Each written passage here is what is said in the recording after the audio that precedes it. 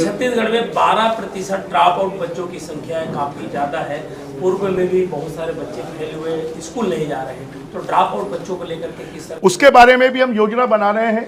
और अभी हमने निर्णय लिया है कि अभी तक 8वीं तक के बच्चों की परीक्षा बंद कर दी गई थी। अब बच्चों की परीक्षा होगी और भले उनको प्रमोशन दे दिया जाए, परंतु परीक्षाएं होंगी तो परीक्षा का एक जो माता पिता में भी, बच्चों में भी एक जो डर होता है और साथ में एक अच्छे नंबर लाने की प्रतियोगिता होती है, तो उसके कारण बच्चों का शिक्षा का स्तर ऊंचा उठे। पूर्व सरकार में फंड की कमी थी, राइट टू एजुकेशन को लेकर के आज स्कूल निजी स्कूल वालों ने मुलाकात भी की है, भुगतान लंबित है। अगर उनकी सरकार में फंड की कमी थी और उन्होंने इतना कर्जा ले लिया, बिना पैसों के, बिना टेंडर के शिलान्यास कर दिए, बिना वर्क ऑर्डर के शिलान्यास कर दिए, तो आप सोचिए कि भारतीय जनता पार्टी पहले दिन से मोदी जी की गारंटियों को पूरा करने में लगी है। चाहे 2100 और 3100 रुपए का मामला हो, चाहे 12,000 रुपए का मामला हो, चाहे फिर गैस के कनेक्शन 500 रुपए में देने का मामला हो, भारतीय जनता पार्टी ने जो मोदी जी की गारंटी दी है, एक एक गारंटी को पूरा करेगी, इस बात का हमारा संकल्प है। शिक्षा के स्तर को और आगे बढ़ाने के लिए सरकार क्या करे? शिक्षा के स्तर को आगे बढ़ाने के लिए हमने पहला निर्देश दिया है कि जो पहला पीरियड होगा, वो पहला पीरियड योग का, प्राणायाम का, नैतिक शिक्षा का, आध्यात्मिक शिक्षा का आधा घंटे का पीरियड होगा, जिसके माध्यम से बच्चे शांत मन से और फिर पूरे दिन पढ़ाई कर सकें।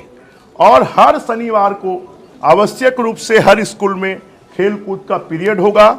जो स्कूलों का इंफ्रास्ट्रक्चर होगा उसको हम ठीक करेंगे, और जो शिक्षक हैं उनमें जो विभिन्न प्रकार के कारणों से असंतोष है, उस असंतोष को दूर करने का हमने निर्देश दे दिया है। जैसा आपने देखा 2700 शिक्षक जिनका पोस्टिंग बची हुई थी, उनकी पोस्टिंग हो गई है। 650 शिक्षकों की हम जो सिलेक्शन होने के बाद भी पेंडिंग पड़ा था, उसको हम पूरा करने जा रहे हैं। जो बस्तर सरगुजा के लिए 15,000 शिक्षकों की भर्ती हुई थी, उसमें 3,000 शिक्षकों की भर्ती पेंडिंग है, उसको भी हम पूरा करने जा रहे हैं। तो जितने भी पहले हम कि अगर हमको शिक्षा व्यवस्था को ठीक करना है, तो शिक्षा व्यवस्था में जितना असंतोष है उसको हम ठीक करेंगे, और ठीक कर आने वाले समय पर हम सभी high school, higher secondary school में एनसीसी, एनएसएस और स्काउट गाइड, इसका प्रोविजन करेंगे, जिससे कि हमारे बच्चे सबल बने, सशक्त बने, देशभक्त बने।